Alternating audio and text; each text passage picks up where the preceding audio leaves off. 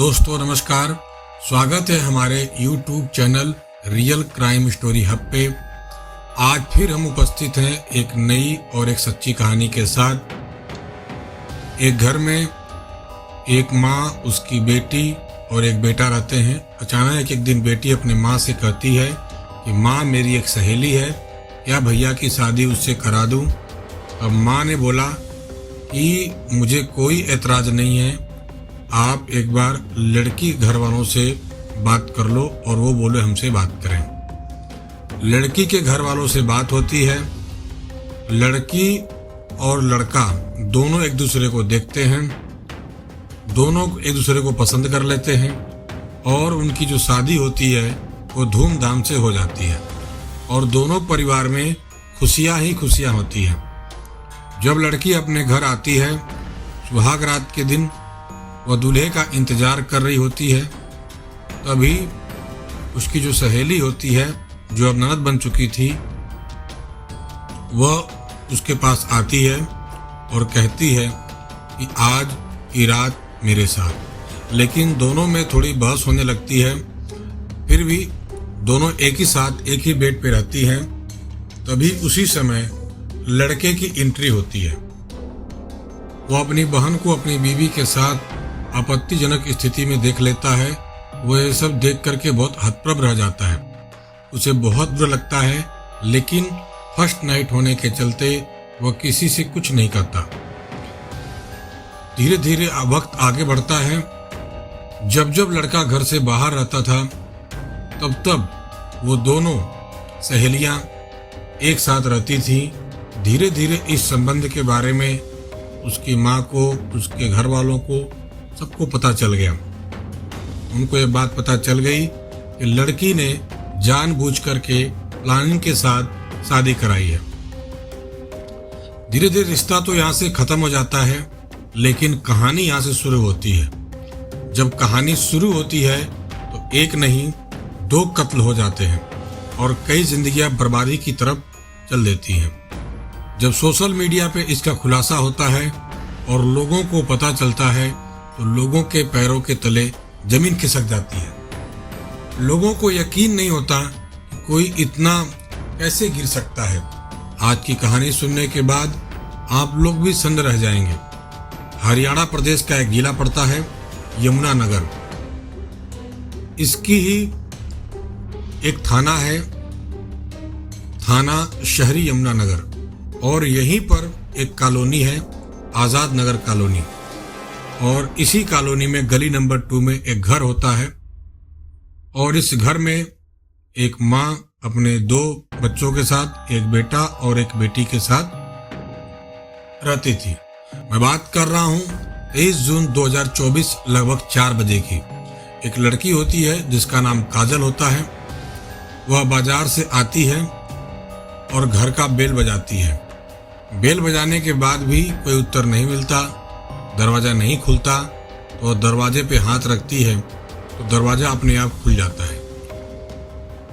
वह मम्मी भैया दोनों को आवाज़ लगाते लगाते अंदर जाती है तो देखती है उसके भैया की लाश पड़ी थी, पूरे खून से लथपथ। वो जोर से चिल्लाने लगती है, चीखने लगती है, रोने लगती है ये देख करके, और वो माँ को आवाज़ लगाती है और बेडरूम की तरफ भागती है। वहाँ अंदर जाकर के वो देखती है बेड पर माँ की लाश पड़ी हुई थी और वो भी खून से लथपथ थी। वह और जोर जोर से चिल्लाने लगती है माँ की लाश को देख करके। माँ को किसी ने भारी लोहे की राड से उसके सर पे मारा था, जिससे उनकी भी मौत हो चुकी थी। वह लड़की जोर जोर से चिल्ला रही थी। चिल्लाने की आवाज़ सुन करके आसपास पड़ोस के लोग इकट्ठा हो गए कि आखिर इस घर में हुआ क्या है, क्यों सब चीख चिल्ला रहे हैं। थोड़ी देर में लड़की ने अपने आप को संभाला और पुलिस को फ़ोन किया और बताया कि मेरे भैया और मेरी माँ का कत्ल हो चुका है, आप जल्दी से यहाँ आ जाइए। सूचना पाते ही पुलिस मौके पे पहुँचती है तो देखती है कि घर का सारा सामान बिखरा पड़ा है। घर में 3 लोग थे, माँ, बेटा और बेटी काजल।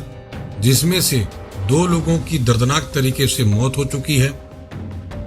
इनके पिता की मौत 2007 में हो चुकी थी। पहले ये कहीं और रहते थे, कुछ ही महीने पहले यहाँ पे शिफ्ट हुए थे।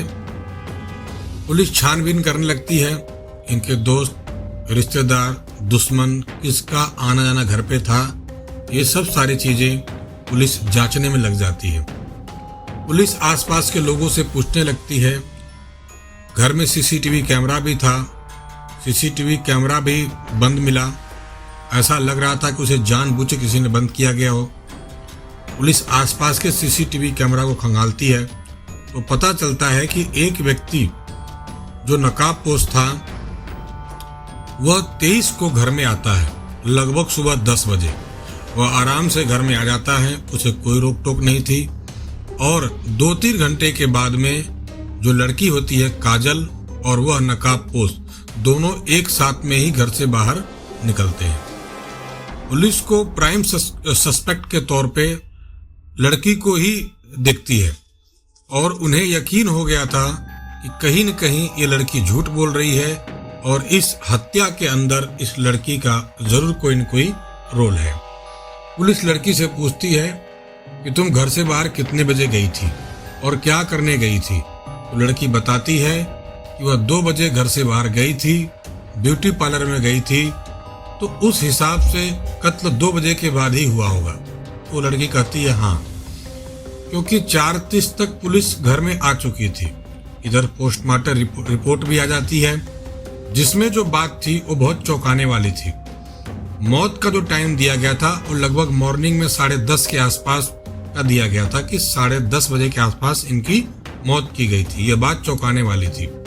जब पुलिस ने उस लड़की को सीसीटीवी कैमरे के वीडियो का हवाला देते हुए उनको समझाया, दिखाया और पूछा कि मॉर्निंग में ये नकाबपोश तुम्हारे घर में आता है और फिर तुम्हारे साथ घर से बाहर जाता है, यह कौन है। लड़की पुलिस को गुमराह कर रही थी। वह ऐसी ऐसी कहानियां सुना रही थी जिससे पुलिस को बिल्कुल भी बिलीव नहीं हो पा रहा था, विश्वास नहीं हो पा रहा था, क्योंकि हर समय नई नई कहानी बना देती थी जिससे पुलिस यकीन नहीं कर पा रही थी। उसे पता था कि ये जरूर झूठ बोल रही है। फिर पुलिस सख्ती से पूछताछ करती है तो जो कहानी सामने आती है वो चौंकाने वाली थी। उसने बताया कि कुछ साल पहले मैंने माँ से कहा, मेरी एक सहेली है जिसकी शादी मैं चाहती हूँ कि भैया से करा दूँ। तो माँ कहती है मुझे कोई एतराज नहीं है। उनकी शादी हो जाती है और जब दुल्हन घर आती है तो काजल खुद सुहागरात मनाने चली जाती है। मतलब जो सहेली थी वह भाभी हो चुकी थी उसके साथ, और उसी रात को उनका जो भाई होता है उन्हें आपत्तिजनक स्थिति में देख लेता है। फिर दूल्हे ने अपनी माँ से कहा कि ये दोनों गलत करते हैं, आपस में मुझे इस रिश्ते में बिल्कुल नहीं रहना है।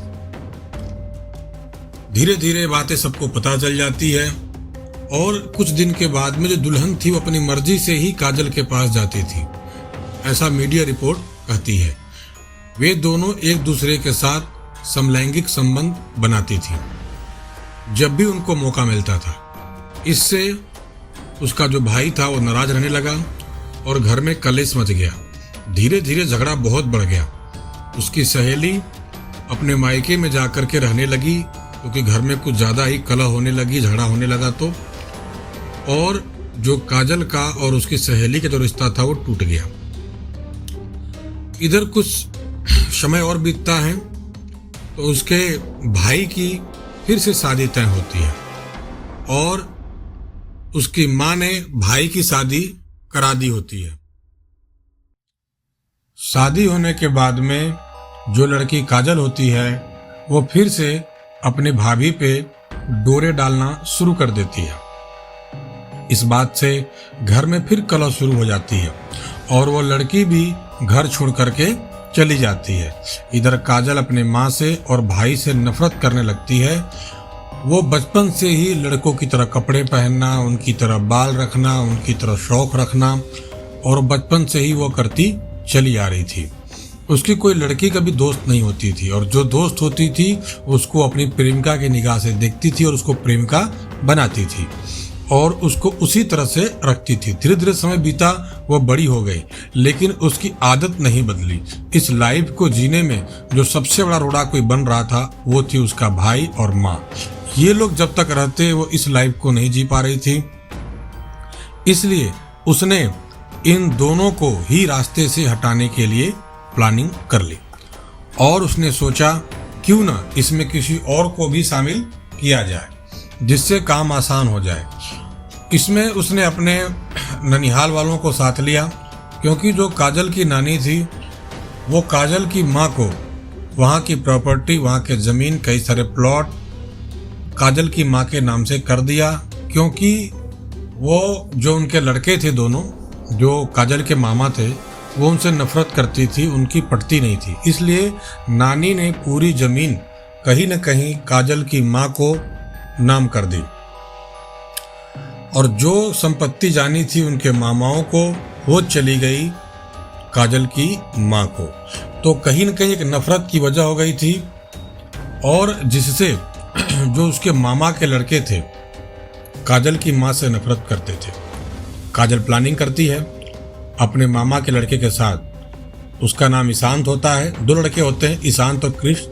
वो ईशांत के साथ में बैठ के प्लानिंग करती है, दोनों एक ढाबे में बैठते हैं, मिलते हैं और ये बोलती है कि एक कत्ल करना है। ईशांत बोलता है किसका? तो बोलती है तुम्हारी बुआ का और उनके बेटे का, यानी काजल के माँ और भाई का। ईशांत बोला ठीक है, ये तो बहुत आसान है, क्योंकि उसकी जो नानी है उसी के पास पूरी संपत्ति होती है और वो इस बात को जानता है कि जिस दिन नानी इस दुनिया से चली जाएंगी तो ये संपत्ति हम लोग के नाम पे हो जाएगी। और काजल ने वादा किया कि हम ये संपत्ति आप लोग को आपके नाम कर देंगे। और ये लोग नफरत तो करते ही थे और कहीं न कहीं उनके मन में बात घर कर गई। आप देखिए कि जब यहाँ पे नानी ने जब काजल की माँ को संपत्ति लिखी तो 2 भाई थे उनके मामा। एक मामा था वो डिप्रेशन में चला गया दारू पीते पीते और वो मर जाता है, और दूसरे मामा की हालत भी कोई अच्छी नहीं थी, वो भी इसी हालत में थे, दिमागी तौर पे टेंशन में रहते थे, घर में कलेश हमेशा था। इधर जो मीना सैनी है उसको जमीन को लेकर के, जो काजल की माँ है मीना सैनी, उसको जमीन को लेकर के लालच कुछ ज्यादा ही था। वो चाहकर भी अपने भाइयों और भतीजों को जमीन नहीं दे रही थी। वो कहती थी कि जब माँ ने मुझे जमीन लिखी है तो मैं क्यों दूं, जबकि इस पे हक उन दोनों मामाओं का और उनके बच्चों का होता है। इधर दोनों की बातचीत पक्की हो जाती है। ईशांत कहता है कि मैं तो कत्ल नहीं कर सकता, लेकिन भैया कर सकता है, जो कि क्रिस होता है।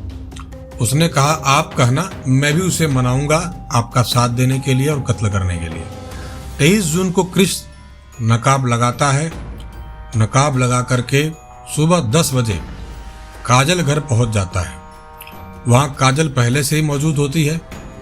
क्रिस लोहे के राड से अपनी बुआ के सर पर जोर से वार करता है और उसकी बुआ जमीन पर गिर जाती है। उसकी मौत तो नहीं हुई थी, वो सब देख रही होती है, समझ रही होती है, लेकिन ताकत नहीं थी कुछ करने की। हाथ जोड़ती है कि मुझे मत मारो, लेकिन काजल उसका पैर पकड़ती है और क्रिस उसका गला दबाता है और गला दबा करके मार रहे होते हैं। उसी समय इत्तेफाक से जो उसका भाई होता है राहुल, उसकी भी एंट्री हो जाती है। वो जब ये मंजर देखता है तो उसे विश्वास ही नहीं होता है कि उसकी बहन और उसके मामे का लड़का मिलकर के उसकी माँ का कत्ल कर रहे हैं। वो बीच बचाव के लिए बीच में कूद जाता है और जान बचाने का प्रयास करता है, लेकिन जो उसके मामा का लड़का होता है उस पे तो खून सवार था। उसने लोहे के राड से उसको भी मारा और उसके सर पे मारा, और वो भारी राड थी, एक ही राड में वो सीधा नीचे गिर जाता है। और नीचे गिरने के बाद में उसका भी जो पैर होता है वो काजल पकड़ती है और उसके मामा का जो लड़का होता है वो गला दबा करके उसको मार देता है। घर के अंदर लगभग 14 लाख के आसपास गहने और नकदी होते हैं। काजल उन सभी को लेकर के स्कूटी के डिग्गी में डाल देती है और घर का पूरा सामान इधर उधर फेंका जाता है, जिससे मामला लूट का लगे। क्रिस को उन्होंने लालच दिया था कि माँ के मर जाने के बाद ज़मीन तुम्हें वापस मिल जाएगी, अगर तुमने माँ को मारने में मेरी मदद की तो तुमको हम 50,000 रुपया एक्स्ट्रा भी हम दे देंगे। क्रिस सोचता है ठीक है, जो दादी ने संपत्ति बुआ के नाम की, मर जाने के बाद तो हम लोग को मिल ही जाएगी। लेकिन कातिल कितना भी सातुर क्यों न हो, वह कोई न कोई सुराग छोड़ जाता है। इन्होंने भी वही गलती करी। इन्होंने कभी नहीं सोचा होगा कि जो हम गलती कर रहे हैं वही हमें पकड़ाए, उसी से हम पकड़े जाएंगे। लेकिन पुलिस जब तहकीकात करती है तो घर का सीसीटीवी बंद मिलता है। जिसने बंद किया था उसका चेहरा उसमें आ जाता है। घर के बाहर गलियों में जो सीसीटीवी के कैमरे लगे थे उनमें क्रिस के आने का और काजल के साथ जाने का वीडियो रिकॉर्ड हो जाता है। इससे पुलिस बहुत जल्दी इस कत्ल की गुत्थी को सुलझा लेती है। 23 को कत्ल हुआ था और 26 तक इस पूरी गुत्थी को पुलिस ने सुलझा दिया था। तो दोस्तों, ये थी एक कहानी, सच्ची कहानी। आपको हमारी कहानी कैसी लगी? आपको हमारी कहानी अच्छी लगी तो ज़रूर हमारे वीडियो को लाइक करें, चैनल को सब्सक्राइब करें। आपका धन्यवाद।